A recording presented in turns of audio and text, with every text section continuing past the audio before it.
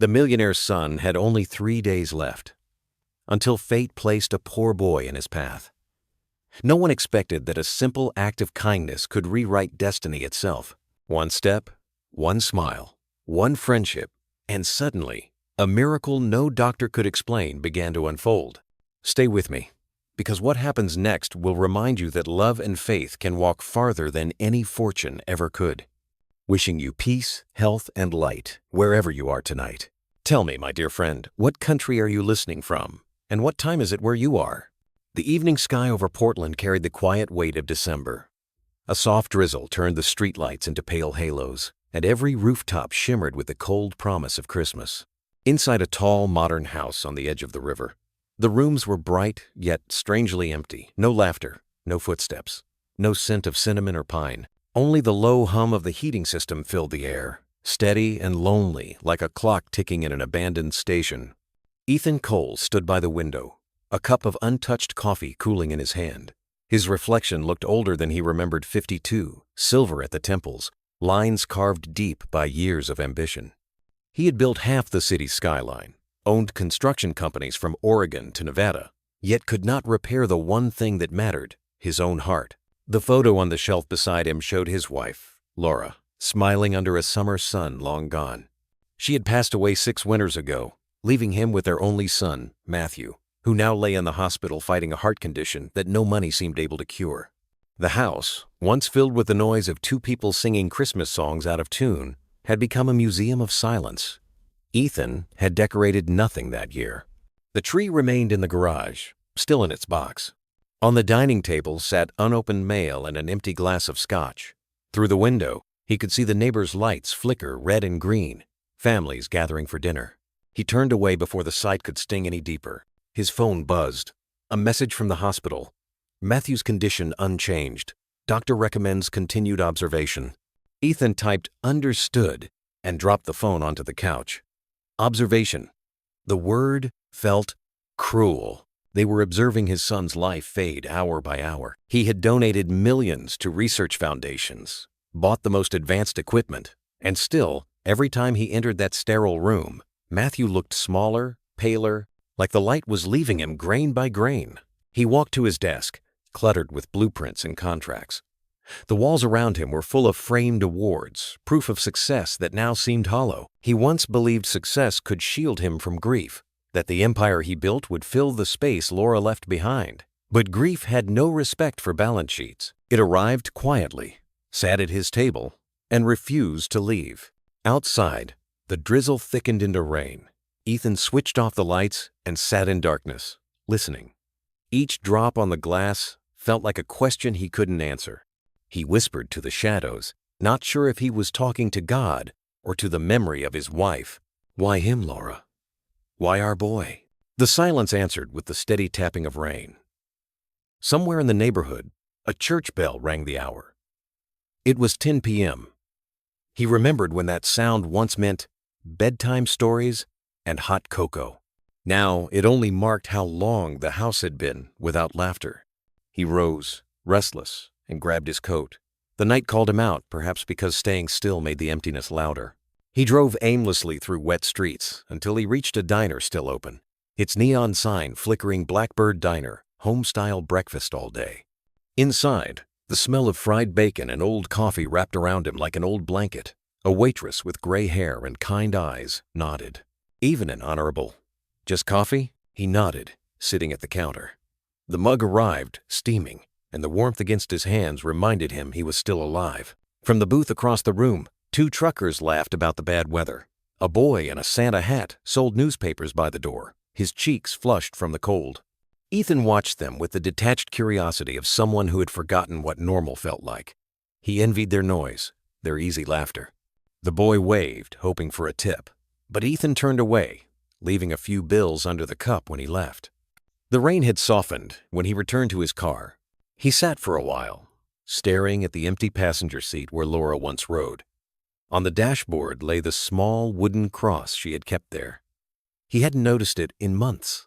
He picked it up, thumb brushing over the fading varnish. For a moment, he almost prayed, but pride stopped him halfway. The faith he'd once had died with her, or so he told himself. When he reached home again, the house greeted him with the same indifferent silence. He placed the cross on the nightstand beside his bed and lay down without changing. The rain whispered against the roof, steady and rhythmic, like an old lullaby he no longer knew the words to. His eyes closed slowly, caught between exhaustion and despair. Somewhere far away, a child was waking from a dream, but Ethan couldn't know that yet. He only knew that the night felt heavier than usual, and that for the first time in years, he whispered into the darkness, "Please, just let me see a light again." The following morning came wrapped in a dull gray mist. Ethan woke to the faint beep of his phone alarm and the taste of cold air in the room. He hadn't slept well. Fragments of dreams clung to him, his son laughing on a swing, Laura's voice calling from somewhere he could never reach. The wooden cross still rested on the nightstand. He stared at it for a long moment, then slipped it into his coat pocket before leaving, not sure why.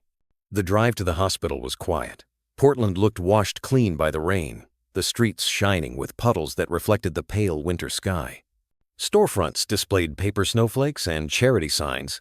Help local families this Christmas. People hurried with scarves tight around their necks, carrying coffee cups that steamed against the cold. Ethan noticed how life went on, unstoppable, while his own felt frozen in place. At St. Mary's Hospital, the smell of antiseptic and coffee mixed in the air. Nurses moved briskly through the halls, their shoes squeaking on polished tiles. Ethan knew them all by name now. They smiled politely, with that gentle sadness reserved for long-term patients. He entered room 214 and paused at the door. Matthew lay sleeping, a thin figure under white sheets, tubes tracing delicate paths across his arms. Machines blinked softly beside the bed. The boy's chest rose and fell, slow but steady. Ethan sat down, watching the small hand that once clung to his finger when crossing the street. He remembered promising Laura he'd protect their son, that he'd keep faith no matter what happened. Now, seeing Matthew so still, he felt that promise breaking with each breath. He spoke quietly, afraid to disturb the machines. "Hey, buddy, it's me." The boy didn't stir. Ethan took the cross from his pocket and placed it near the bed rail. "Your mom used to keep this with us on every trip. She said it reminded her that light never disappears, it just waits." His voice cracked on the last word. He looked away quickly, pretending to check the monitors. A doctor entered, clipboard in hand. "Morning, Mr. Cole. His vitals are stable, but we're still concerned about the arrhythmia. We'll continue the treatment and hope for improvement." Ethan nodded. "Hope," he repeated softly, as if the word itself were foreign. The doctor placed a hand on his shoulder. "Miracles happen, sir. I've seen them." Ethan gave a faint, tired smile. "I build skyscrapers, doctor.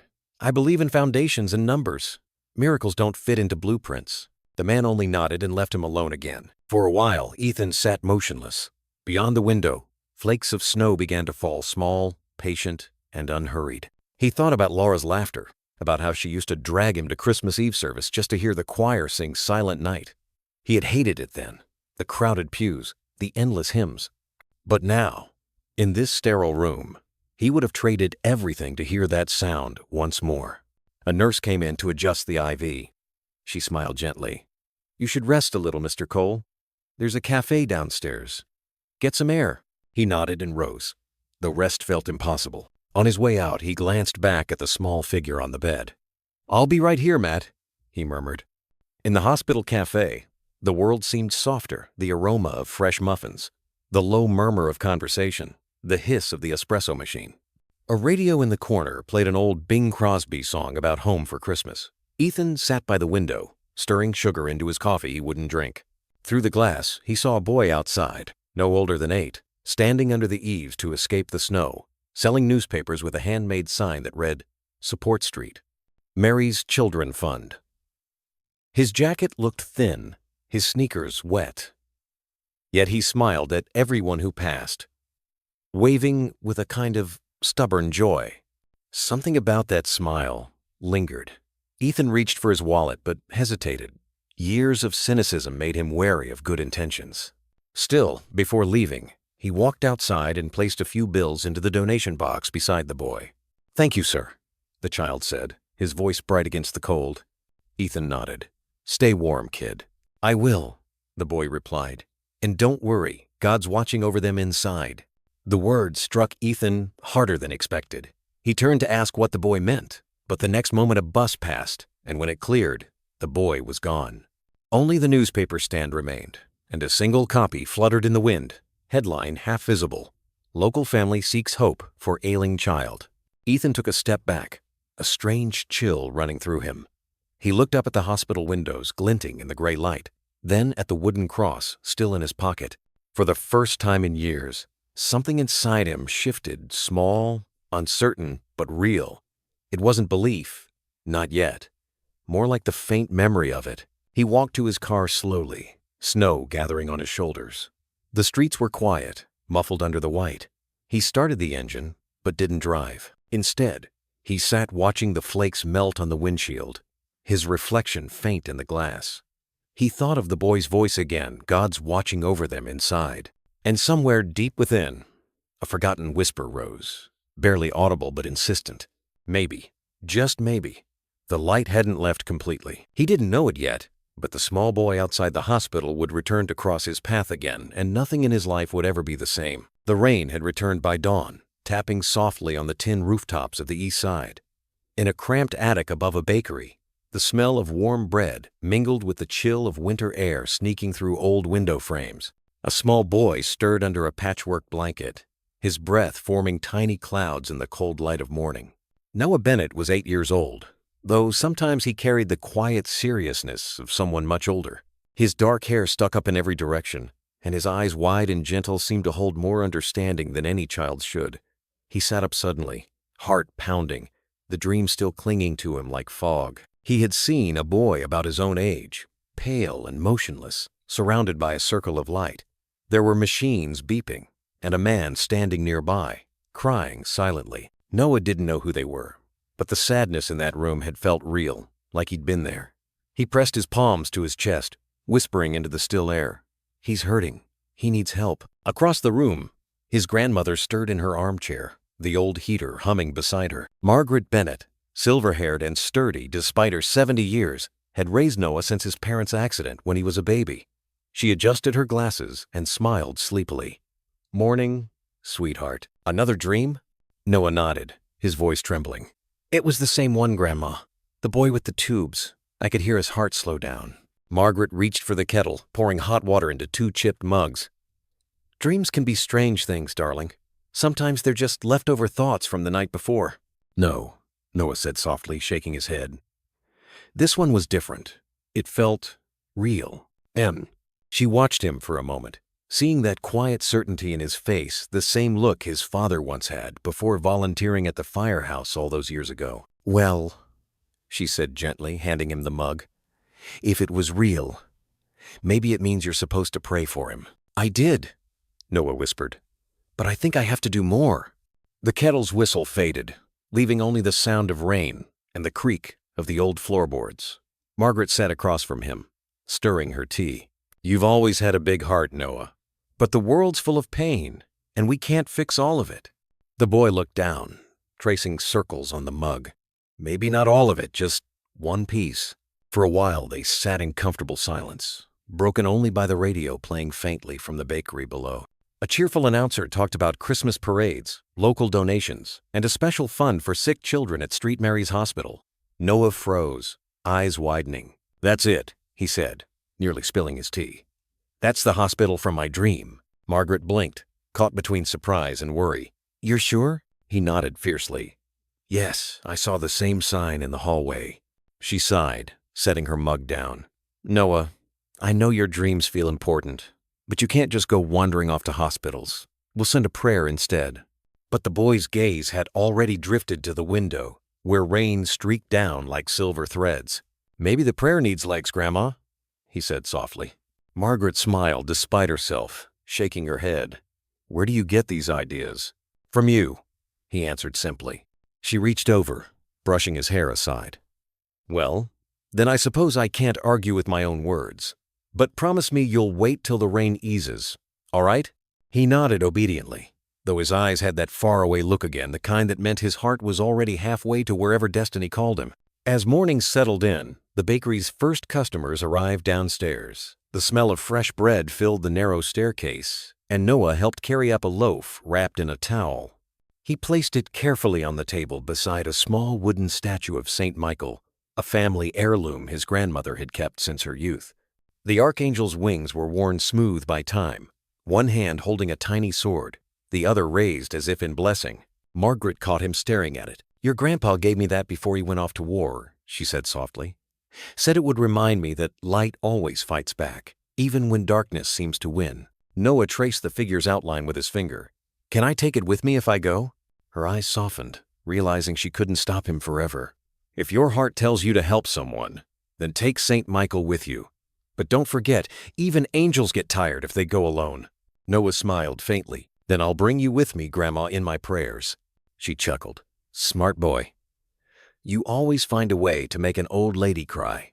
Outside, the rain slowed to a fine drizzle, the kind that makes the streets shine like mirrors. Noah packed a small satchel, an apple, a slice of bread, and his grandmother's medallion on a string. Before leaving, he knelt by the window, whispering, "If you're listening, show me how to find him." A single beam of light broke through the clouds, glinting off the wet rooftops. It might have been coincidence, or something more. But Noah took it as an answer. He slipped on his worn sneakers, pulled his hood tight, and stepped out into the pale winter morning.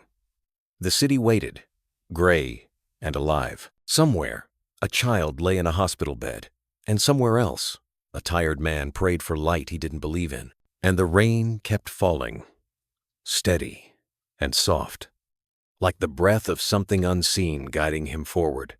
The drizzle thickened again as Noah made his way through the narrow streets of Portland's Old Quarter. The city had just begun to wake, buses hissing to a stop, shopkeepers sweeping sidewalks, dogs tugging at leashes. He kept the medallion of St. Michael tucked under his coat, feeling its cool weight against his chest. Each step splashed in shallow puddles, but he didn't seem to notice. There was a quiet purpose in his stride, like he was following a melody only he could hear. He stopped at the corner of Oak Street, where a small newsstand stood beside a steaming food cart. The vendor, a heavy-set man with a red cap, was stacking newspapers and whistling an old country tune. Noah waited until the man looked up. "Excuse me, sir," he said politely. "Do you know where St. Mary's Hospital is?" The man pointed toward the north end of the city. "Up past Burnside, kid. Long walk for weather like this. You visiting someone?" Noah hesitated. "Not yet, but I think I need to." The man gave him a puzzled look, then shrugged and handed him a folded newspaper. "Here, take one. Keep your hands warm." "Thank you," Noah said, hugging it under his arm as he continued walking. The headline caught his eye. "Local businessman sun battles rare heart condition." There was a photo of a man in a dark suit, weary eyes staring into the distance. Something in those eyes struck him, that same loneliness he'd seen in the dream. He whispered, almost in awe, "That's him. That's his dad." By the time he reached the Church of St. John's, his sneakers were soaked. The tall, red brick building loomed against the sky, bells echoing faintly through the drizzle. Noah pushed the heavy door open. The air inside was warm and smelled of wax and old wood. Only a few candles burned on the altar, their flames trembling in the draft. He knelt in the front pew, spreading the newspaper before him. The picture stared back the man and blurred in the background. A hospital bed with a small figure. "Lord," Noah whispered, "I don't have money or medicine, but if you tell me what to do, I'll go. Just, please, don't let me be too late." For a moment, nothing moved but the flicker of the candles. Then, through one of the high stained glass windows, a soft ray of sunlight pierced the gray clouds outside, falling directly on the newspaper in front of him. It illuminated the headline and the small boy's image. Noah's breath caught in his throat. He took it as a sign. When he rose, his knees were stiff, but his heart felt lighter. Outside, the rain had softened to mist. He stopped by the church's notice board, where a poster hung slightly askew. Children's Charity Drive donations for families in need. St. Mary's Hospital, December 23, 24. It listed an address at the bottom. He traced the line with his finger and smiled. "Guess I found the way." He ran home just long enough to grab his worn jacket and tell his grandmother, Margaret met him at the door, already guessing what he'd decided. "I see that look, young man." He hugged her tightly. "I'll be careful, Grandma. I'll take the bus if I can." She sighed, brushing snowflakes from his hair. "The world could use more fools like you, Noah Bennett. Just promise me you'll come back by nightfall." "I promise." He kissed her cheek, tucked the medallion securely under his sweater, and stepped back into the street. The bus ride felt endless. Rain tapped against the fogged windows as the city rolled past brick walls, Christmas lights, strangers lost in thought. Noah pressed his forehead to the glass, whispering silent prayers with every stop. When the bus finally dropped him near the north end, he found himself standing in front of the hospital's tall, white building. It looked even larger than in his dream, cold and shining against the gray sky. He hesitated at the gate, suddenly aware of how small he was compared to everything around him. The automatic doors whooshed open and closed, people hurrying in with umbrellas and bags. His heart thudded in his chest. What would he even say once inside? "Hi. I dreamed your son was sick. Can I help?" The thought almost made him turn back. But then he remembered his grandmother's words. If your heart tells you to help someone, follow it even if it scares you. He took a deep breath and stepped forward. Inside, the world smelled of antiseptic and coffee, just as it had in his dream. The sound of footsteps, rolling carts, distant monitors, all of it too familiar. He walked up to the reception desk, his sneakers squeaking on the polished floor. "Excuse me, ma'am," he said to the nurse behind the counter. "Can I see the boy in the article? The one named Matthew?" The nurse blinked, startled. "Are you family?" "No, ma'am. I think I was sent here to pray for him." Her expression softened, though she shook her head gently. "I'm sorry, honey, but only relatives are allowed in the patient area." "I understand," Noah said, lowering his gaze. "Then could you please tell him someone's praying for him?" She paused, something in his quiet sincerity disarming her. "I'll see what I can do." "Thank you," he said, smiling. And as he turned to leave, he caught sight of a man walking down the corridor, the same one from the newspaper photo, dressed in a dark coat, face drawn with worry. The world seemed to still for a heartbeat. "That's him," Noah whispered, breath catching. "The man from my dream." And he wanted to speak, to tell him the light hadn't left, but his voice failed.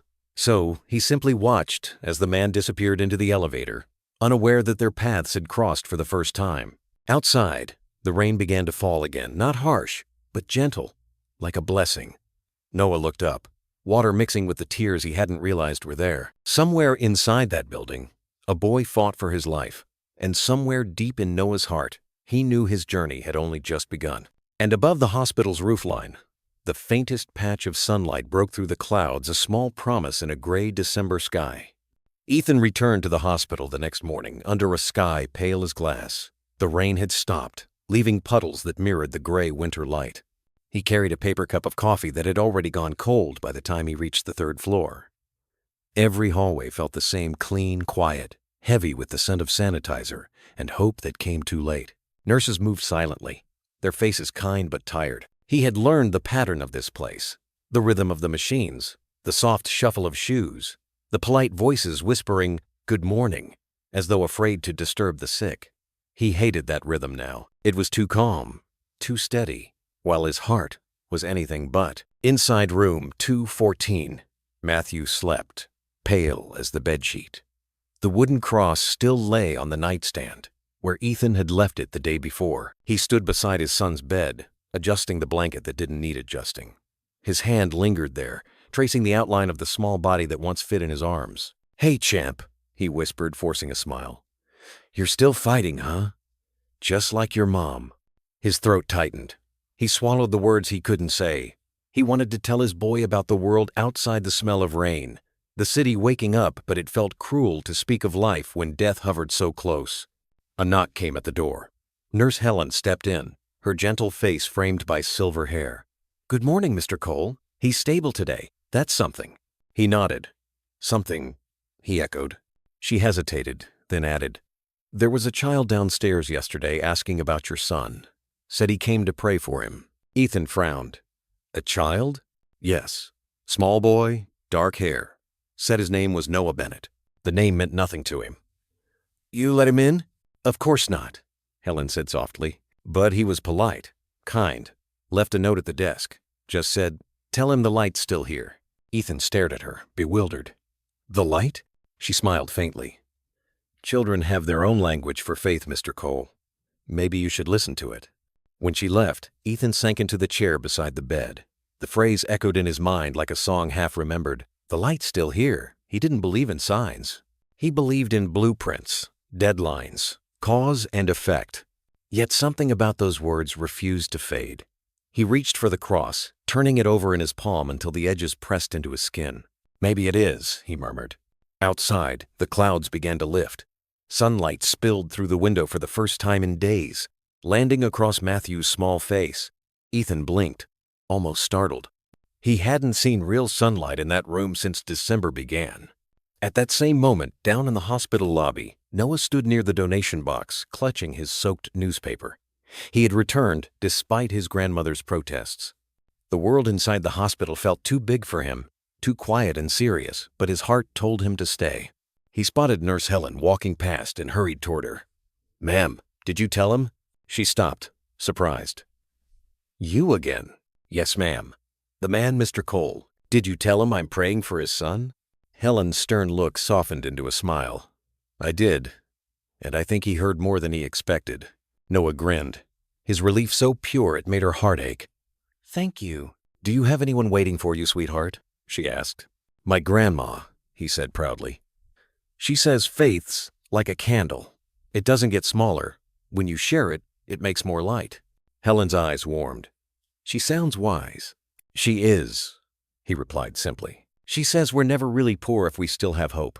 Helen touched his shoulder. "You take care of that hope, Noah. The world needs it." He nodded solemnly, then turned toward the corridor leading to the chapel. Something drew him there, like a tug behind his ribs. He walked slowly, passing families with flowers, doctors reading charts, people clutching each other in silence. At the end of the hall, he found the small hospital chapel empty except for the glow of votive candles. He knelt before the altar, the medallion of St. Michael gleaming faintly under his shirt. "Please," he whispered, "if you're listening, help the man upstairs. He's forgotten how to see your light." A single candle flickered higher, its flame steadying. Noah smiled. To him, that was enough of an answer. By early afternoon, the hospital quieted again. Snow began to drift outside, gathering along the windowsills. The world turned white and still. Ethan sat in the cafeteria, untouched soup cooling before him. He hadn't eaten properly in days. Every thought circled back to the small figure lying upstairs, his boy, fading little by little while the world kept pretending it was Christmas. He rubbed his temples, exhausted. Around him, people laughed. Nurses traded stories. The smell of coffee and fried onions filled the air. He felt completely apart from it all, like someone watching life through a pane of glass. Then he noticed a movement by the doorway, a small boy, maybe 8, in a worn blue jacket, holding a folded newspaper close to his chest. The child hesitated, scanning the room until his eyes met Ethan's. For reasons he couldn't explain, Ethan froze. There was something in that gaze. Steady, calm, far too knowing for his age. The boy walked closer, footsteps soft against the tile. "Sir," he said politely, "are you Mr. Cole?" Ethan blinked. "Yes. Who are you?" "Noah Bennett." The boy's voice was clear but gentle. "I came yesterday, but they said I couldn't see your son. I just wanted to tell you something." Ethan frowned, half weary, half curious. "You don't even know us." Noah nodded. "I don't have to. I saw him in a dream. And I saw you too. You looked sad." Ethan's breath caught. "A dream?" "Yes, sir. He was surrounded by light, but you couldn't see it. You kept asking for a sign." The boy hesitated, then added softly, "Maybe this is it." For a moment, Ethan just stared. Words caught somewhere between disbelief and wonder. Something inside him, something long buried, stirred uneasily. He leaned forward. "Who told you about me? Was it the nurse?" "No one," Noah said simply. "I think God did." The man almost laughed, a rough, tired sound. "You think God talks to kids now?" "Maybe he always has," Noah replied. undisturbed. Grown-ups just forget how to listen. Ethan sat back, silent. The boy's calmness unnerved him. There was no fear in his eyes, only compassion. Finally, he sighed. "Why are you doing this?" "Because your son needs light," Noah said. "And so do you." Ethan looked away, throat tightening. The child's words struck deeper than any sermon ever had. He wanted to dismiss them, to call it coincidence or childish fantasy. But when he met the boy's gaze again, he saw something that felt real faith, unshaken and simple. "Listen," he said, forcing composure. "You shouldn't be here alone. Does your family know where you are?" "My grandma does," Noah said proudly. "She says helping someone is never the wrong place to be." Ethan managed a faint smile. "Smart woman." "She is," Noah said, returning the smile. "She bakes the best bread in Portland." That made Ethan chuckle, the first real laugh in weeks.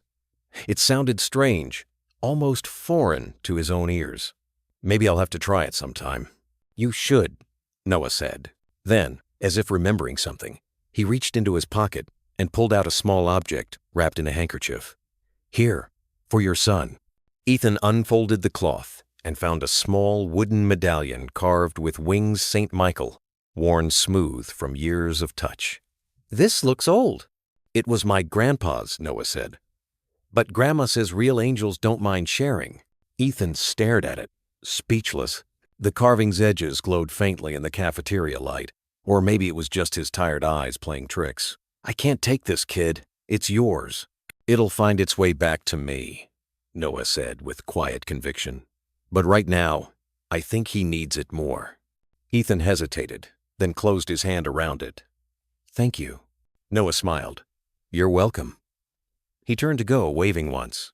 "Tell him he's not alone, okay?" Before Ethan could reply, the boy was gone out the cafeteria doors, disappearing into the swirl of white snow beyond the glass. He sat there for a long time, staring at the medallion resting in his palm.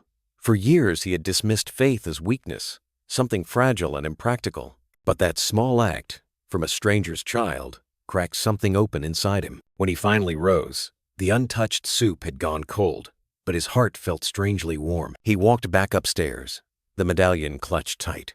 In room 214, Matthew still slept, his breathing shallow. Ethan placed the carving on the bedside table beside the cross. "A boy brought this for you," he whispered. "Said you're not alone."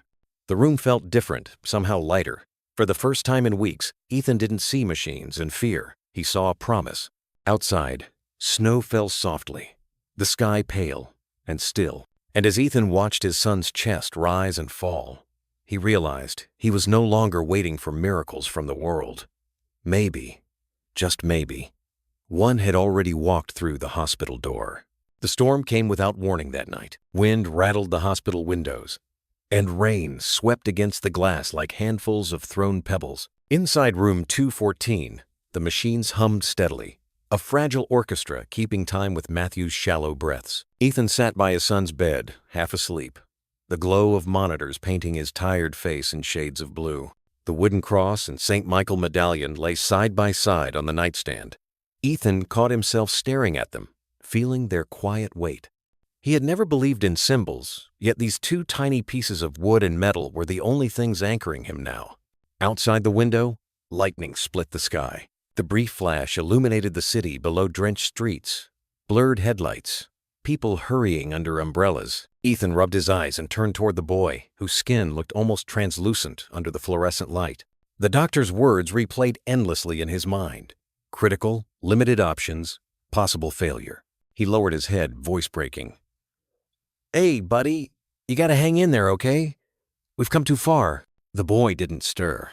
Only the monitors answered with their slow beeping. Ethan stood abruptly, pacing the room. The helplessness was unbearable. Money, influence, logic, none of it mattered here. He pressed his hand against the cold window pane, whispering, "God, if you're real, this is the time." The door opened quietly. Nurse Helen stepped in, carrying a blanket. "You should rest a bit, Mr. Cole." He shook his head. "I can't. I'm afraid if I close my eyes, I'll miss something." Helen draped the blanket over his shoulders anyway. "You won't. He's stronger than he looks. Ethan looked at her, voice raw. "You think that boy downstairs, Noah, was right? You think there's still light left in all this?" Helen smiled softly. "I think light never leaves. People just stop looking for it." Her eyes shimmered with the kind of faith he couldn't understand but wished he could. As the nurse left, Ethan sank back into the chair. The storm grew louder. Thunder rolled like distant drums, and in the flashes of lightning he could see his own reflection in the glass, tired, broken, but still fighting. He thought about the boy with the medallion, about how his small hand had reached across a canyon of disbelief and left something behind. He turned toward his son again. The sound of the monitors slowed, not dangerously, but enough to make his chest tighten. He took Matthew's hand, whispering, "Don't you give up. I don't know how to do this without you." Lightning flared once more, and in that blinding white, Ethan saw, or thought he saw, a faint shimmer around the boy's small hand, as though light were breathing there. He blinked, shaken, but when the light faded, the room looked ordinary again. He rubbed his temples, whispering to no one, "I'm losing my mind." But then, just outside the window, through the rain-streaked glass, a figure appeared on the sidewalk below. A small one-coat hood pulled up, hands pressed together, kneeling in the storm. Ethan squinted, his heart jolting. It was the boy, Noah. "What on earth?" he muttered, standing up. He rushed to the window. The wind whipped so hard he could barely see, but the shape remained clear, the child kneeling in the downpour, lips moving silently in prayer. Ethan's pulse pounded in his ears. What is he doing? Without thinking, he grabbed his coat and bolted into the corridor. Nurses called after him, but he didn't stop. He took the stairs 2 at a time, the echo of his shoes ringing down the sterile hallways. When he burst out the front doors, the wind hit him like a wall. The rain was cold, relentless, slicing across his face. He spotted Noah by the hospital garden, kneeling near a lamppost, his small hands clasped tight. Ethan ran toward him. "Are you crazy, kid? You'll freeze out here?" Noah looked up through the rain, his face pale but calm. "I'm praying," he said simply. "Out here?" Ethan shouted over the wind. "You could have prayed inside." "The light's out here," Noah replied, pointing upward. "And I wanted him to hear me better." Ethan stared, half angry, half in awe. "You shouldn't be doing this alone." "I'm not," Noah said quietly. "You came." Ethan froze, breath catching. The boy closed his eyes again, whispering words the wind carried away. And for a moment, the storm seemed to pause, the rain softening, the air stilling as if listening. Ethan could barely breathe. Something unseen pressed close, vast and gentle. The boy opened his eyes and smiled faintly. "See?" he heard. For a long moment, the only sound was the soft patter of rain on asphalt. Ethan stood motionless, soaked to the bone, staring at the boy who looked far too small for such a storm. Noah's hair clung to his forehead, his jacket dripping, yet his face was peaceful. Eyes lifted toward the sky like he could see something no one else could. Ethan crouched down, breath unsteady. "Why, Noah? Why go through all this for someone you barely know?" The boy smiled, shivering slightly. "Because sometimes God asks kids to remind grown-ups that he's still here." He tilted his head. "You were angry at him, weren't you?" Ethan opened his mouth, then closed it again. Rain slid down his cheeks, blurring with the tears he hadn't noticed. "Yeah," he whispered. "I was angry. Still am, maybe." Noah nodded. "It's okay. He listens, even when you're mad." Then, in a tone both innocent and wise, he added, "But you have to talk first." Ethan looked away toward the glowing hospital windows. Behind one of them, his son lay fighting for breath. He thought of all the years he'd filled with noise, business meetings, phone calls, awards, anything to drown out silence. But here, in the middle of a storm with a soaked little boy praying beside him, silence finally sounded like something holy. He took a deep breath.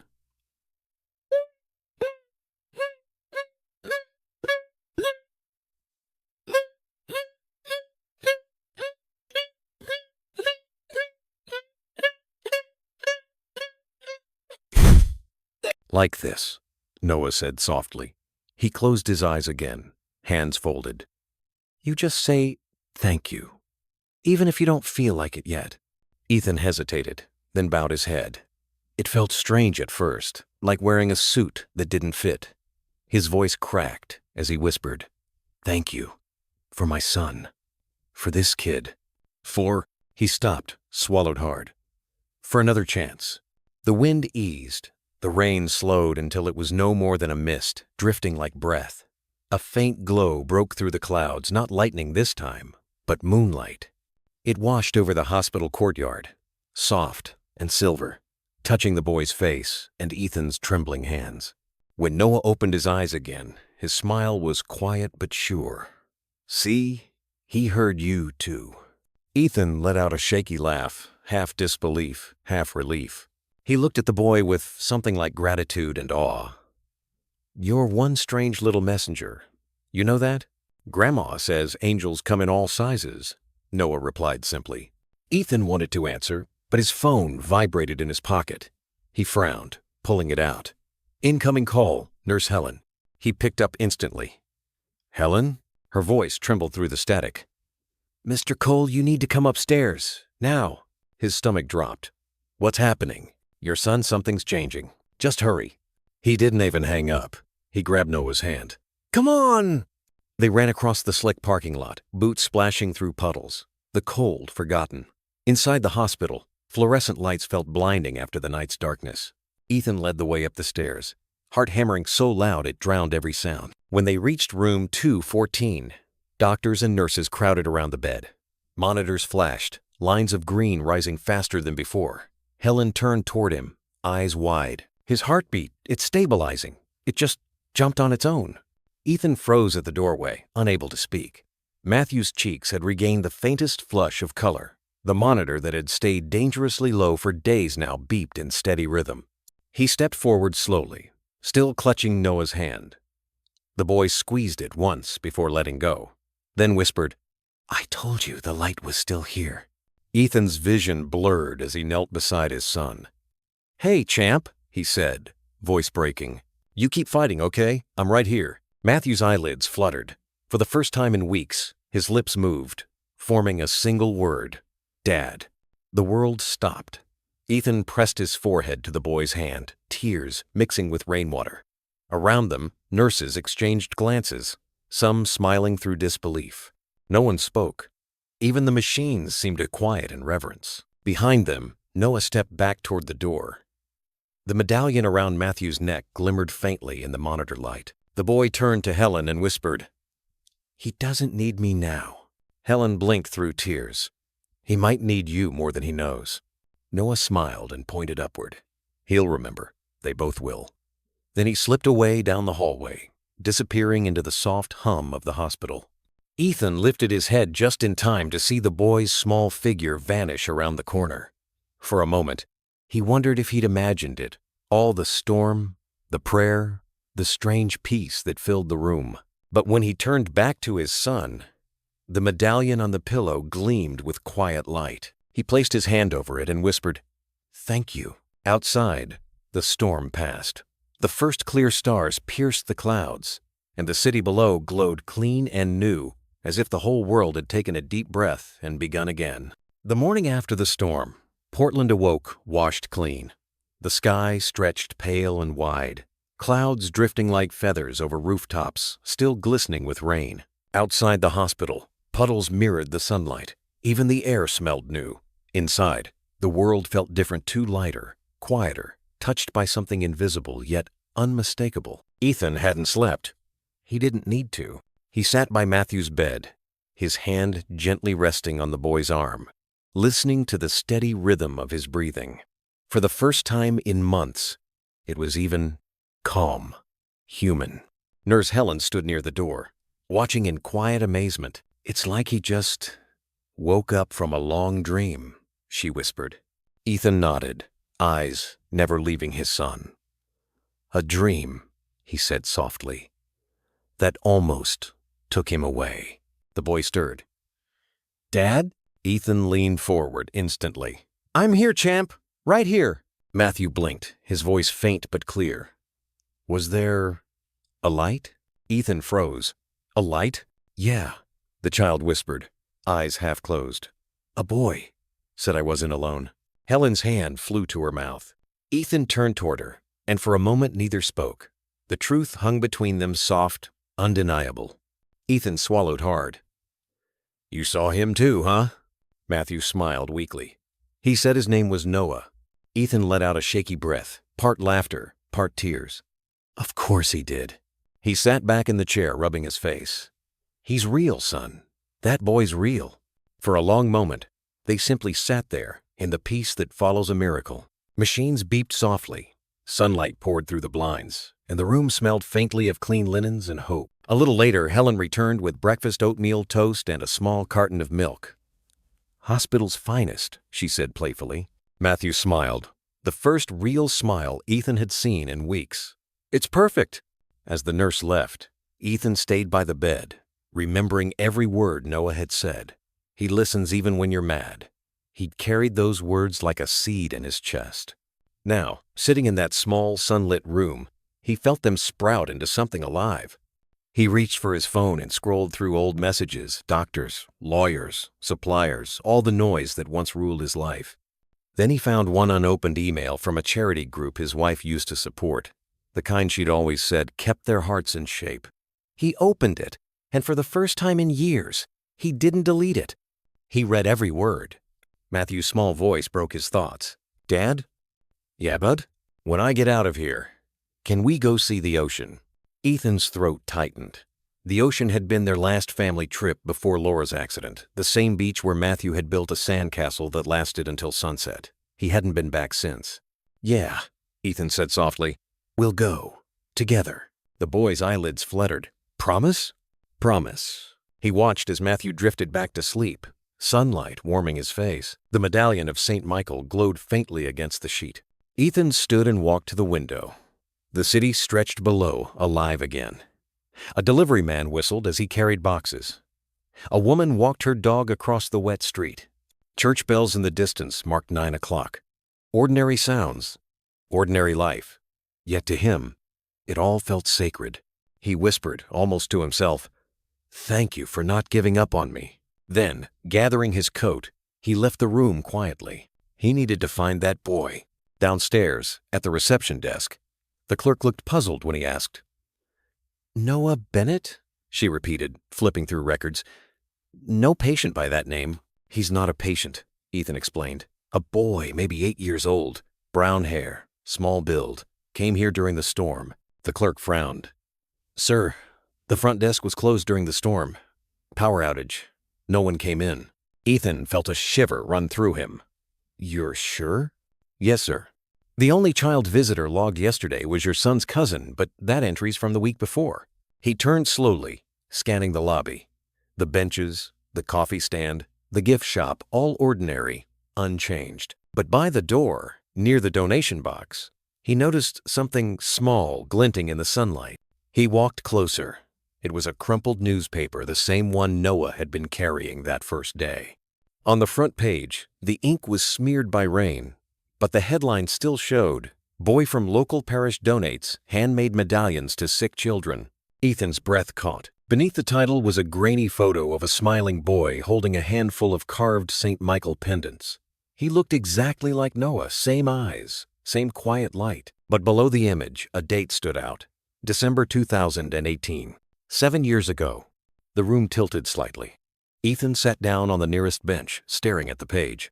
The article said the boy had died of pneumonia that winter, weeks after finishing his carvings. His grandmother had continued giving them away to hospitals ever since. He read the last line twice. Noah Bennett believed light never leaves. It just waits for someone to see it again. Ethan folded the newspaper carefully, his hands trembling. "You did it again, kid," he whispered. "You found your way back, Em." He leaned against the cold marble wall, eyes closed, tears mixing with the lingering scent of rain. For the first time in years, his heart didn't ache, it opened. Ethan sat there for a long time, the old newspaper trembling slightly in his hands. Around him, people moved in the ordinary rhythm of a weekday morning, nurses chatting softly, visitors buying coffee, the faint hum of an elevator bell. But to him, the whole world sounded different, like a song he'd once known but forgotten the melody of. He finally stood, folded the paper, and slipped it into his coat pocket. As he turned toward the glass doors, the sunlight caught the lobby's polished floor, creating thin lines of light that reached across the tiles like open hands. He stopped for a moment, breathing it in. Outside, the air was crisp and cool. Across the street, he saw the spire of St. Gabriel's Church, the same one where Laura used to light candles every Sunday morning. For years, he'd driven past it without a glance. But now, his feet seemed to move on their own. The church was almost empty when he entered. The air smelled faintly of wax and cedar. A few candles burned near the altar, small golden flames flickering in silence. He took a seat near the back pew, unsure what to say, unsure even why he'd come. After a long pause, he whispered, "I don't know if this is how it works, or if I deserve to talk to you after so long, but thank you. For the boy, for my son, for light." The word light lingered in the stillness. He thought of Noah's face in the rain, the calm certainty in his small voice, the warmth that had broken through his years of bitterness. A tear slipped down his cheek, but this one didn't burn, it felt clean. He reached into his pocket, pulled out the medallion of St. Michael, and held it tightly. The carved wings caught the morning sun from the stained glass window, glowing faintly gold. Ethan smiled. "You really did send an angel, didn't you?" Behind him, the old priest had appeared quietly, sweeping the aisle. "Angels show up where they're most needed," the priest said gently, not looking surprised. "Sometimes they even wear sneakers." Ethan chuckled softly. "You knew him, the boy?" The priest nodded. "Noah Bennett. He was one of ours. Sweet child. Gone too soon, but not gone far. His grandmother still lives nearby, a few blocks west, by the bakery." Ethan's heart lifted. "The bakery?" "Bennett's Bread and Blessings," the priest said with a warm smile. "Hard to miss. Smells like heaven before sunrise." Ethan thanked him and left, the bell above the church door chiming softly as he stepped out. The street was quiet, lined with bare trees dripping sunlight onto wet pavement. A few blocks later, he found it a small corner bakery painted cream and blue, its sign slightly faded but welcoming. The window displayed loaves of golden bread and a handwritten note, "Fresh hope, baked daily." When he entered, the warmth hit him instantly, the smell of yeast, sugar, and cinnamon. Behind the counter stood an elderly woman with soft gray hair pulled into a bun. She looked up, smiled kindly. "Good morning, sir. What can I get you?" Ethan hesitated, voice rough. "Are you Mrs. Bennett?" She blinked. "Yes, dear." "Have we met?" "No," he said softly. "But I think your grandson helped me last night." The woman's eyes softened instantly. "Noah," she whispered, pressing a hand to her heart. "That boy never stopped helping people. Even now, I think he finds ways." Ethan nodded, emotion tightening his throat. "He found me when I'd given up on everything. Because of him, my son is alive." Mrs. Bennett smiled through tears. "Then his work isn't finished yet." She reached beneath the counter and pulled out a small wooden box. Inside lay several St. Michael medallions, each carved by the same tiny hands years ago. "He made these for sick children before he passed. Said every piece carries a little light." Ethan touched one gently. "May I?" "Please," she said. "Take it, and maybe give one to someone who needs hope next." He nodded slowly, the warmth of her words sinking deep. "I will." When he stepped outside again, the morning sun was brighter than it had been in months. He turned the medallion in his hand, the carving catching the light, and for a fleeting second, he thought he saw a small figure across the street, a boy in a blue jacket, smiling. But when a car passed, the sidewalk was empty. Still, Ethan found himself smiling back. He walked toward the hospital, his steps lighter than before. At the front entrance, Nurse Helen met him with a grin. "Your son's sitting up now, asking for pancakes." Ethan laughed softly, wiping his eyes. "Then we'd better get him some." As he walked down the hallway toward room 214, the sound of his son's laughter reached him for the first time in what felt like years. And deep inside, he knew this wasn't just recovery, it was redemption. For the first time in a long, long while, Ethan Cole was going home not just to a house, but to a life that finally had light again. The following week brought clear skies and crisp mornings. The storm had passed, but its memory still lingered in the glistening streets, the damp scent of pine, and the soft hush that came after every miracle. Ethan returned to the hospital each day carrying coffee and a small bag of warm rolls from Bennett's Bread and Blessings. Mrs. Bennett always greeted him with the same smile, a quiet recognition between two people who had both known loss and learned to live again. "How's the boy today?" she would ask, brushing flour from her hands. "Better," Ethan replied one morning, grinning. "He wants to go home." "Good," she said, handing him a paper bag. "Then let him taste something made with love. Noah used to say bread rises better when you believe it will." He chuckled, holding the warm bag. "Your grandson had a way with words." Mrs. Bennett smiled, her eyes glistening with pride. "He had a way with hearts." Back at the hospital, Matthew was indeed stronger. His cheeks had color again, his eyes brighter. When Ethan entered, the boy was sitting up, a coloring book on his lap. "Hey, champ," Ethan said. "Brought breakfast." Matthew's face lit up. "Real bread? From that place you told me about?" Ethan nodded, unwrapping the rolls.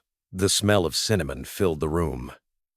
"Made by the lady whose grandson carved your medallion." The boy's expression softened. "Then it's special." End quote. They ate together quietly, the moment so simple it felt sacred. Nurses came and went, checking monitors, smiling at the sight of laughter returning to that room. For weeks, the hallway outside had known only worry. Now, it carried the sound of recovery. As they finished, Matthew asked, "Dad, can we give one of these rolls to the nurse? She's always nice." Ethan blinked, then smiled. "You know, your mom used to do that. Bring muffins for everyone at the hospital when you were born." Matthew grinned. "Then maybe I got it from her." Something in those words pierced Ethan's heart, soft and deep. He brushed the boy's hair back gently. "Yeah," he whispered. "You definitely did." Later that day, when the doctors came for rounds, the head physician shook Ethan's hand firmly. "He's out of danger, Mr. Cole. We'll discharge him tomorrow." Ethan's throat tightened. "Thank you, doctor, for everything." The physician smiled. "You'd be surprised, sir. Some recoveries aren't in our hands." That night, Ethan and Matthew watched the city lights through the window. The medallion hung on the bed's corner, catching reflections from the street below. "Dad," Matthew murmured, "do you think the boy who helped me is watching us now?" Ethan nodded slowly. "I think so, son. Maybe from a better window than ours." Matthew smiled, closing his eyes. "Then I'll wave goodnight. He lifted his small hand toward the sky, waving through the glass, before drifting off to sleep. Ethan sat beside him, feeling peace for the first time in years. The next morning, when they finally left the hospital, Mrs. Bennett was waiting outside the entrance. She wore a blue scarf and held a paper bag tied with ribbon. "For the road," she said with a wink. "Cinnamon rolls Noah's favorite." Matthew hugged her gently. "Thank you, ma'am." She looked down at him, eyes misty. "He'd be so proud of you, sweetheart." Ethan placed a hand on her shoulder. "Thank you for sharing him with us." Mrs. Bennett smiled. "Light isn't meant to be kept, dear. It's meant to be passed on." As they walked toward the car, Matthew turned back once more and waved. The old woman waved in return, her figure framed by sunlight and the scent of fresh bread. In that simple gesture, something shifted in Ethan's heart. For years, he had filled his days with meetings, money, and silence. But standing there holding his son's hand, watching a grandmother wave goodbye, he realized life's real wealth was always found in moments like these. He opened the car door, helped Matthew in, and for the first time in a long while, he didn't feel like driving away from the world. He felt like driving into it. The drive home took them along the Willamette River, where the morning mist still floated above the water like breath. Matthew leaned against the window, his reflection faint beside the slow-moving current. Every so often, he turned to his father and smiled, as if to remind him this wasn't a dream. Ethan glanced at him often, not to check his health, but just to make sure he was really there. The soft sound of the boys humming filled the car, blending with the rhythm of tires on wet asphalt. When they reached home, the house looked different under the pale sunlight, less like a museum, more like a place waiting to be lived in again. The Christmas decorations were still boxed in the garage, untouched since Laura's passing. Matthew tilted his head. "Dad, can we put up the tree today?" Ethan blinked, surprised. "It's almost February." The boy shrugged. "Then it can be a thank you tree." The man laughed quietly, something warm blooming in his chest. You know what? That sounds just right.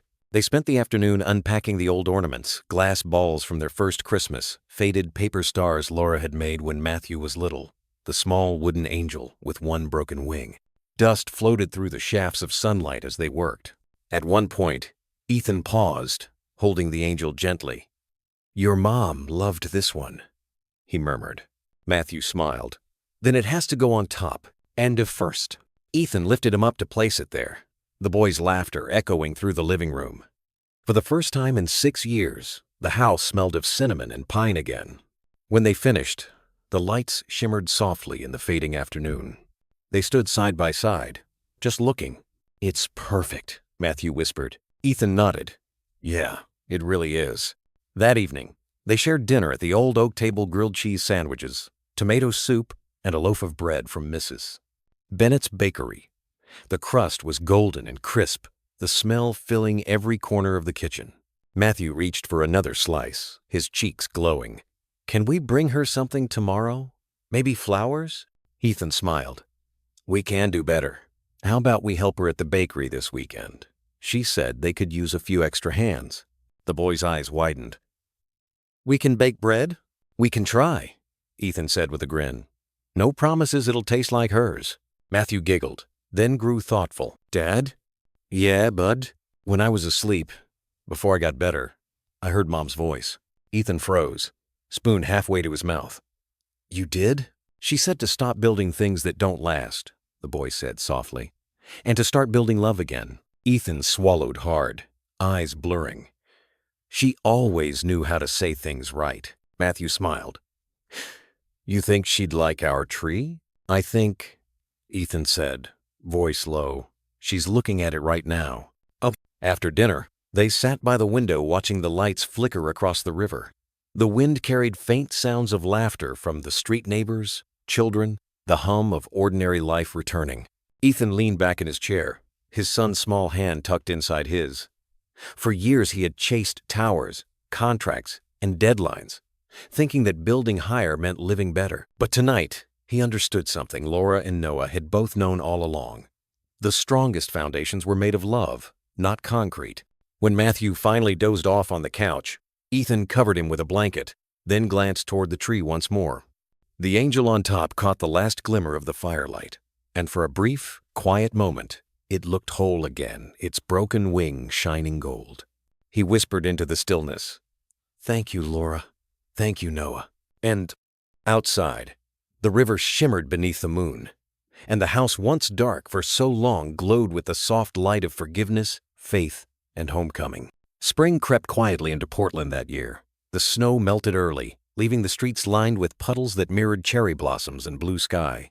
At Bennett's Bread and Blessings, the air carried the scent of rising dough, butter, and laughter, the kind that floats easily between strangers. Ethan and Matthew arrived just after dawn on a Saturday.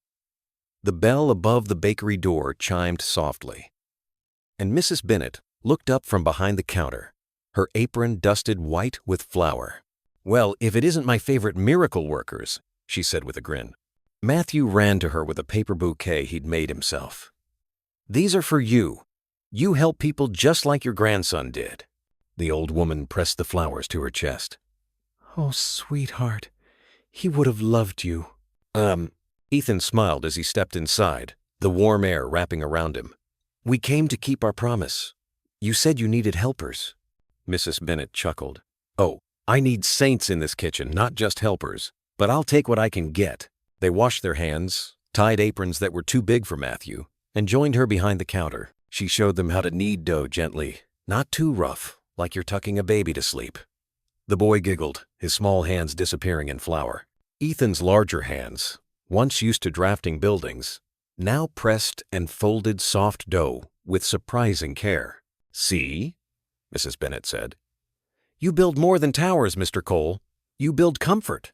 He paused, smiling. "You sound like my wife." She gave a knowing nod. "Maybe she's still talking through the people who cross your path." The bakery door opened as she spoke, and a young nurse from the hospital walked in, holding a small box. "Morning, Mrs. Bennett." "I brought the order for the children's wing." Ethan recognized her instantly, Helen. She smiled when she saw him. "Mr. Cole, I didn't expect to find you here. Guess I've changed offices, he joked softly. Helen's gaze shifted to Matthew, who was proudly shaping a loaf. And how's our little fighter doing? Matthew grinned. Strong as bread dough. They laughed together. Helen handed Mrs. Bennet the order list, then turned back to Ethan. The hospital's holding a community fundraiser next week to renovate the children's ward. I think you'd like it. It's not about money this time. It's about stories. Stories? He asked. She nodded. Families who've been through hard times, sharing hope with others. We thought you and Matthew might want to tell yours. Ethan hesitated. For years, his life had been guarded, private, sealed behind walls of pride. But looking at his son, then at the old baker who had given so much kindness, he felt something open inside him again. We'll be there, he said finally. The morning passed with the rhythm of kneading and laughter. Customers came and went, exchanging smiles, sharing news. When the first batch came out of the oven, the smell was heavenly butter and sugar melting together, a scent that could soften even the hardest hearts. Mrs. Bennet handed Ethan a warm loaf wrapped in paper. This one's for your table, she said. A house that shares bread never goes hungry. He looked at the loaf as if it were something sacred. Thank you, he said quietly. Before leaving, Matthew tugged at his father's sleeve. Dad, can we bring one to the hospital too? For the kids who are still there? Ethan knelt beside him, eyes shining. That's a wonderful idea. And when they stepped outside, the sunlight spilled across the street, and a light breeze carried the scent of cinnamon from the open door. Ethan looked back once more at the sign above the bakery Bread and Blessings, and thought about how life had a way of giving second chances to those who dared to believe again. Dad? Matthew asked, squinting up at him. Do you think the boy in the rain is happy now? Ethan smiled, tightening his grip on his son's hand. I think he's smiling somewhere, kiddo. Maybe right above us. They crossed the street together, their shadows long and unbroken in the morning Sunday. A week later, the hospital lobby looked nothing like the sterile hall Ethan remembered.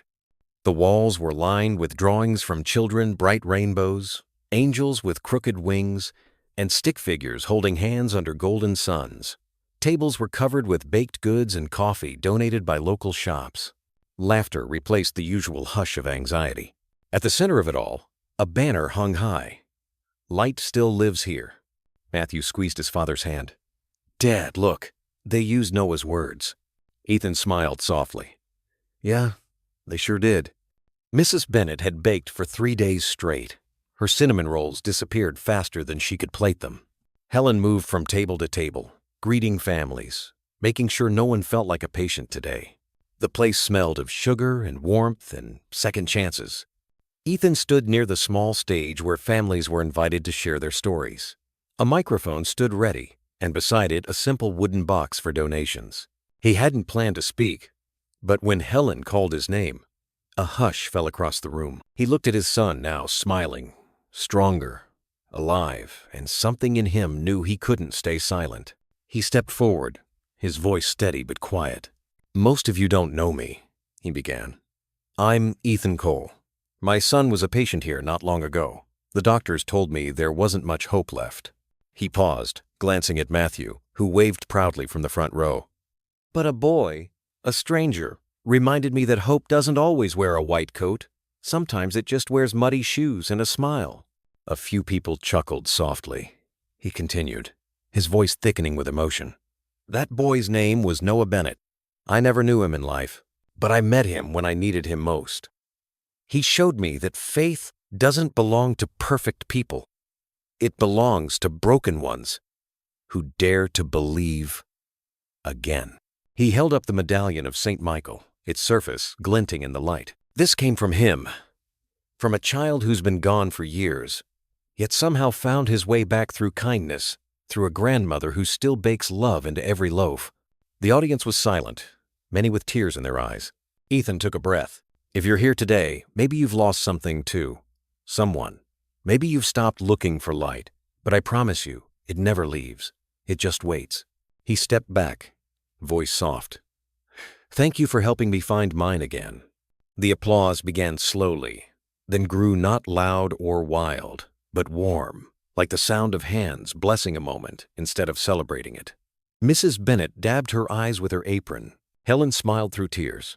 Matthew beamed like a sunrise. Later, as the event ended, families lingered in small groups, talking, laughing, remembering. Ethan and Matthew helped pack the leftover pastries, while the medallion hung around the boy's neck, gleaming faintly with every movement. Outside, dusk had begun to fall. The hospital windows glowed gold against the fading sky. Ethan looked up and whispered quietly, "You kept your promise, kid. You really did." Ember 4. Beside him, Matthew asked, "Who are you talking to, Dad?" Ethan smiled, resting a hand on his shoulder. "An old friend who reminds me to keep mine."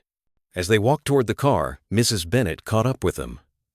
"Wait," she called, holding out a loaf of bread wrapped in brown paper.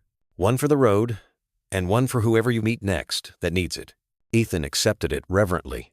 "Thank you, Mrs. Bennett," she winked. "Don't thank me. Thank the recipe. It started in heaven." End. They laughed together, and then she turned back toward the glowing hospital.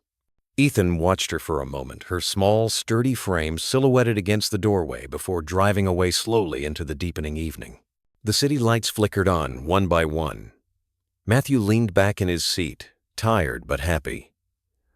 "Dad, when I grow up, can I help sick kids too?" Ethan smiled, his voice quiet but certain. "You already are, son." Outside, the first stars appeared above the horizon, glimmering faintly over Portland's rooftops, tiny reminders that even after the darkest storms, light always finds its way home. Summer came softly that year. The city that once felt gray and cold now shimmered in gold. Flowers bloomed along the sidewalks. The river sparkled under long afternoons. And the old house by the hill, the one that used to echo with silence, was finally alive again. Ethan stood on the porch early one morning, coffee mug in hand, listening to the sound of his son's laughter spilling from the backyard. The air smelled of cut grass and honeysuckle. A small breeze moved through the wind chimes Laura had hung there years ago, filling the air with gentle music. Matthew was building a birdhouse at the picnic table, a project he'd started with Mrs. Bennett's help. The wood was rough and uneven, but he worked with a patient joy that made Ethan smile. "Need help, champ?" Ethan called. Matthew shook his head proudly. "Nope, I'm almost done. It's for the tree outside your office window, so you'll never work alone again." The man's chest tightened with emotion. He walked over, crouching beside his son. "That's a good idea, Bud. Maybe I need someone to remind me when it's time to take a break." The boy laughed. "That's what the birds are for." They painted the little birdhouse together, using an old brush and leftover sky blue paint. When it was finished, Ethan lifted Matthew so he could hang it from a branch outside the window. The two stood back to admire their work, the sunlight catching the wet paint. "Looks perfect," Ethan said softly. "It's a home," Matthew replied, "just like ours." That afternoon, Mrs. Bennett arrived with a basket of fresh rolls. "Can't visit without bringing bread," she said, settling into a porch chair. "This place looks brighter every time I come by." Ethan poured her a cup of coffee. "I think we just opened the curtains we'd kept closed too long." She smiled knowingly. "That's what healing does, dear. It opens what grief tried to lock." As they talked, Matthew ran circles around the yard with a small kite made from newspaper. The wind lifted it easily, the tail streaming behind like a ribbon of light.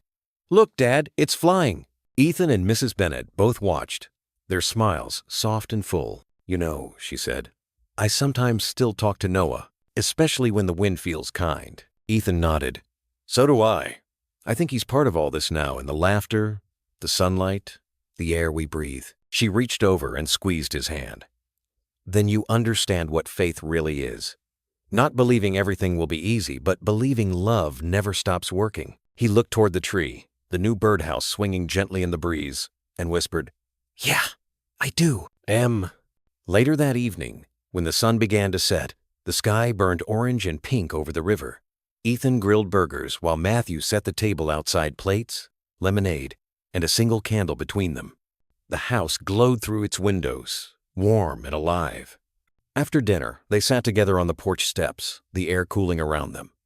Fireflies blinked across the grass, tiny dots of light dancing in the dark. Matthew rested his head against his father's arm. "Dad," he said quietly, "do you ever miss Mom?" Ethan's breath caught. "Every day, son, but I think she's still here, just in a different way." The boy smiled. I think so too. Maybe she's the one who sent Noah. Ethan swallowed hard, his eyes glistening. Yeah, maybe she did. They sat in silence, watching the fireflies rise higher into the night.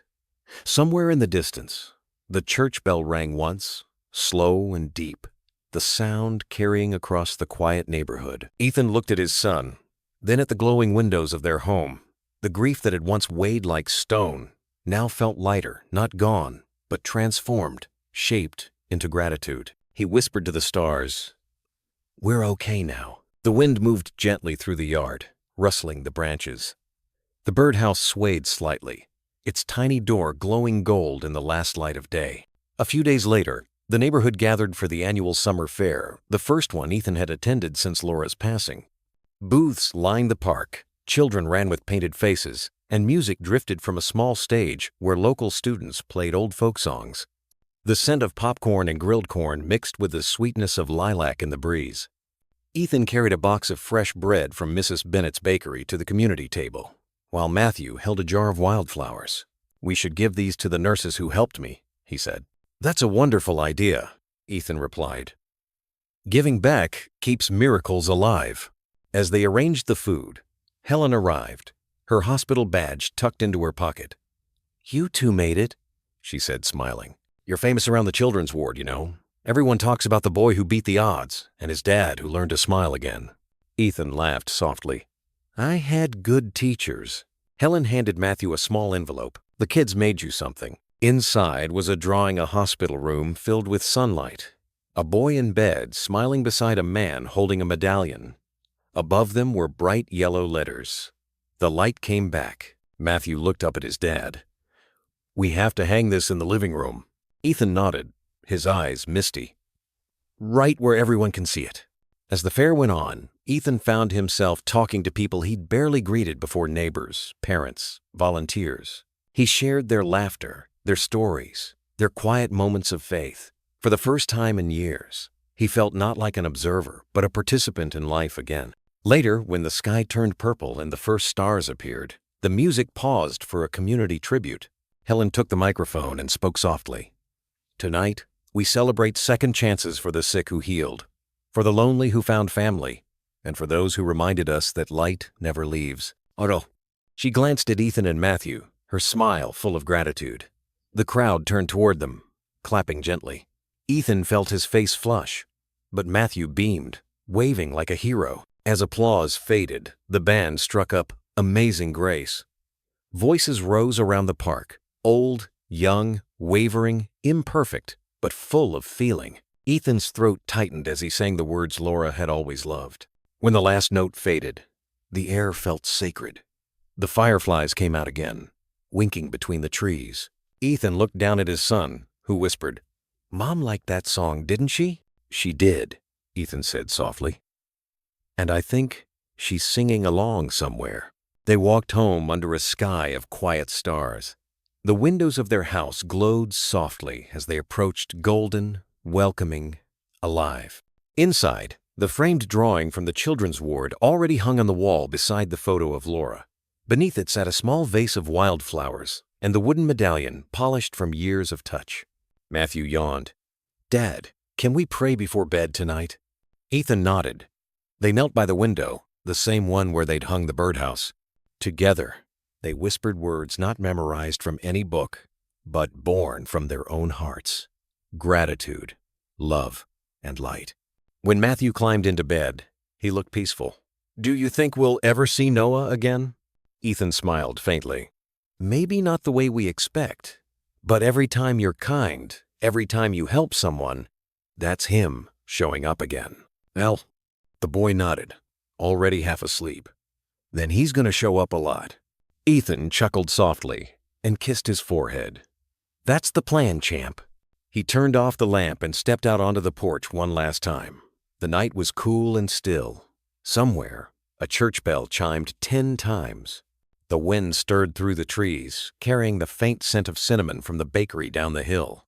He closed his eyes and whispered, "Thank you for bringing us home." When he opened them, a single light flickered in the birdhouse by the window, faint, golden, steady. He smiled, not surprised. Because now, the house was full of light. The night settled softly over the quiet street, and the little house that once stood in darkness now glowed like a lantern against the summer air. Inside, laughter drifted through open windows, the sound of a family finally finding its rhythm again. If you listen closely, you could almost hear the echo of a boy's voice, bright, certain, and full of faith, reminding us that even after storms, light always finds its way home. Maybe that's the true gift of this story, not the miracle itself, but what it awakened, the understanding that redemption doesn't arrive with thunder or fanfare. It slips in quietly through acts of love, through forgiveness whispered between father and son, through a loaf of bread shared between strangers. For Ethan Cole, the man who once measured life in profit and power, salvation came in the shape of a child's kindness and a grandmother's faith baked into the crust of every roll. And for Matthew, it came in his father's arms strong again, not because they built skyscrapers, but because they rebuilt what mattered most, a home. The lesson is simple but never small. Love has the power to rewrite any ending. Money can purchase comfort, but not peace. Status can open doors, but not hearts. What truly heals us is compassion, the kind that shows up unannounced, kneels beside us in the rain, and says, "You're not alone." Like a porch light left burning for someone who's still on their way home. A single act of kindness can guide us through the darkest turns of our lives. For those of us listening tonight, maybe that lesson feels familiar. Perhaps you too have stood in the doorway of an old house holding a photograph that still makes your heart ache. Or maybe you've shared coffee at a worn kitchen table, remembering voices that time has taken but love has never silenced. This story isn't just about Ethan or Matthew. It's about all of us who have ever needed a second chance, who have ever prayed that forgiveness might find its way back to our doorstep. In America, we often talk about the big dreams, the houses we build, the roads we pave, the empires we chase. But in the quiet hours, when the day is done and the lights are low, what truly keeps us alive are smaller dreams. A family dinner that tastes like laughter, a grandchild's hug that smells of crayons and soap, the neighbor who checks in just to ask how you're doing. Those are the tiny miracles that sustain the human spirit. So tonight, as the wind moves through the trees and the birdhouse outside Ethan's window sways gently in the dark, let it remind us of something eternal. Redemption isn't about what we gain, it's about what we choose to give. The greatest construction any of us will ever complete isn't made of steel or stone. It's made of forgiveness, grace, and love that outlasts loss. And maybe, just maybe, Noah's voice still echoes somewhere beyond the rain, reminding us that light never really leaves. It just waits for someone to see it again. If this story touched your heart, press 1 the comments to let us know you felt its warmth. If you think it could grow stronger or wish to share your thoughts, press 0 because stories, like hearts, grow when they're listened to. Take a moment tonight to hold close those who matter, to forgive where you can, and to leave a light on for whoever might be finding their way home. And if this story reminded you of your own family, your own memories, your own second chances, then maybe that too is its miracle.